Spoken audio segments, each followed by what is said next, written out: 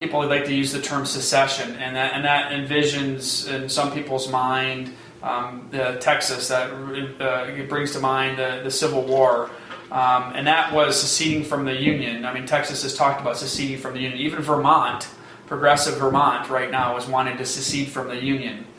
We're not asking to secede from the Union, so not secession in that term. We're asking to divide the state or to leave the state. People can call that secession because it is seceding from the state, but that misunderstanding I think that people have that this is seceding from the Union. That's a little more radical than what we're proposing. What we're proposing is a constitutional process laid out by our founding fathers and our framers, Article 4, Section 3. They envisioned this day when differences would become irreconcilable.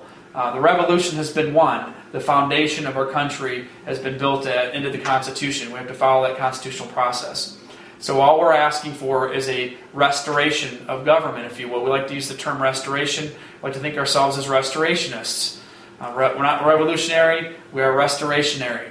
We're trying to restore government to its primary purpose. Government is most accountable to its people at a local level. What we envision is a federal government with its enumerated powers, a state government that understands its rights under the 10th Amendment to push back on the federal government, a thin state government that says we need to respect local control, local rights.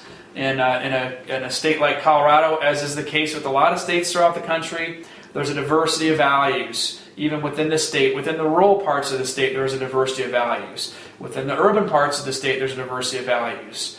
The problem is we have this one-size-fits-all federal government, we have this one-size-fits-all state government, and both of those things are forcing erosion of local control and are forcing this one-size-fits-all value system. We have a Common Core solution at the federal government. That isn't right for all states. That certainly isn't right for all communities within the state of Colorado.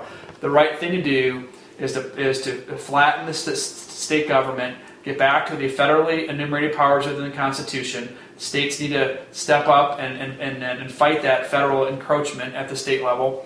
And then the states need to understand that they don't have this large authority as well. They need to push that control back down to the local level. And if you have a community like Boulder, Colorado, which is very, very different than El Paso County, which is very, very different than Craig, Colorado, or Cheyenne Wells, or Greeley, Colorado, each of those communities can best reflect the values and the economy within the context of that.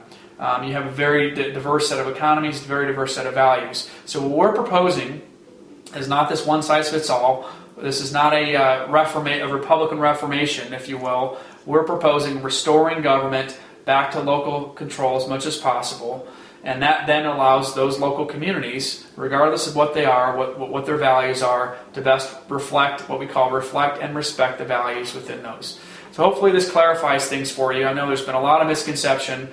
People think that this is a Republican versus Democrat issue. It is not. What we are trying to do is restore government back to its local or to its primary purpose, or its goal at the local level. Its primary purpose as government is to protect individual liberty.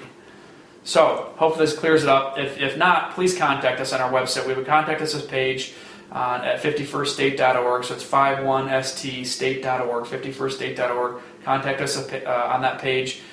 We will respond, do our best to respond and try to clarify things. So anyways, God bless you guys. Appreciate all listening in, and have a great day.